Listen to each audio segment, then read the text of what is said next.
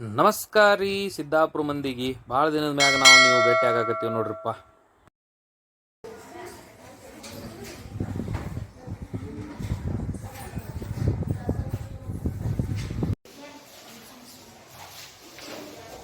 ಮೇಲ್ಗಡೆ ಕಾಂಡಗಳು ಬಂದಿವೆ, ಕೆಳಗ ಬೇರುಗಳನ್ನ ನೋಡ್ಬೋದು.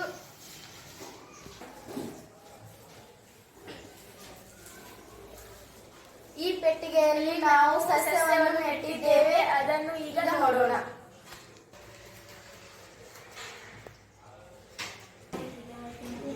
ವಿದ್ಯಾರ್ಥಿಗಳೇ, ನಾವು ಜೀವಿಗಳ ಲಕ್ಷಣಗಳು ಮತ್ತು ಅದರ ಅನ್ವೇಷಣೆಯ ಬಗ್ಗೆ ಪಾಠದ ಬಗ್ಗೆ ಆಲ್ರೆಡಿ ತಿಳ್ಕೊತಾ ಇದ್ವಿ.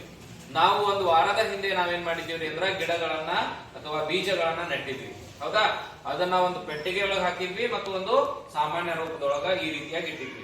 ಇಲ್ಲಿ ಬೆಳೆದಂತಹ ಸಸ್ಯಗಳು ನೇರವಾಗಿ ಬೆಳೆದಾವ. ಆದ್ರೆ ಈ ಪೆಟ್ಟಿಗೆ ಒಳಗೆ ಬೆಳೆದಂತವು ಯಾವ ರೀತಿಯಾಗಿ ಬಾಗಿದಾವ ಅನ್ನೋದನ್ನ ನೋಡೋಣ.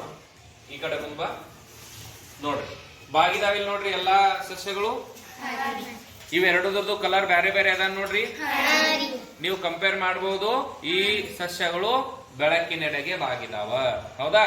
ಇವು ನೇರವಾಗಿ ಬೆಳೆದಿದ್ದು. ಈ ಬಾಕ್ಸ್ ನಾಗ ನಾವು ಇಟ್ಟಾಗ ನಮಗ ಇದರಿಂದ ಏನು ಗೊತ್ತಾಯ್ಕೊಂಡ್ವಿ ಅಂದ್ರ ಸಸ್ಯಗಳು ಸೂರ್ಯ ಎಲ್ಲಿ ಯಾವ ದಿಕ್ಕಿಗೆ ಬರ್ತಾನೋ ಆ ದಿಕ್ಕಿನೆಡೆಗೆ ಏನಾಗ್ತಾವ, ಇವು ಬೆಳವಣಿಗೆಯನ್ನ ಹೊಂದ್ತಾವ. ಇದನ್ನ ನಾವು ಇಂಗ್ಲಿಷ್ ನಾಗ ಏನ್ ಕರಿತೀವಿ ಅಂದ್ರ ಫೋಟೋಟ್ರೋಪಿಸಮ್ ಅಂತೇಳಿ ಈ ಪ್ರಯೋಗಕ್ಕ ನಾವು ಕರಿತೀವಿ. ಅಂದ್ರ ಸೂರ್ಯನೆಡೆಗೆ ಏನಾಗ್ತಾವ್ರಿ ಸಸ್ಯಗಳು ಬೆಳಿತಾವ ಅನ್ನೋದಕ್ಕ ಇದೊಂದು ಬಹುಮುಖ್ಯ ಉದಾಹರಣೆ ಆಗಿದೆ. Okay, thank you.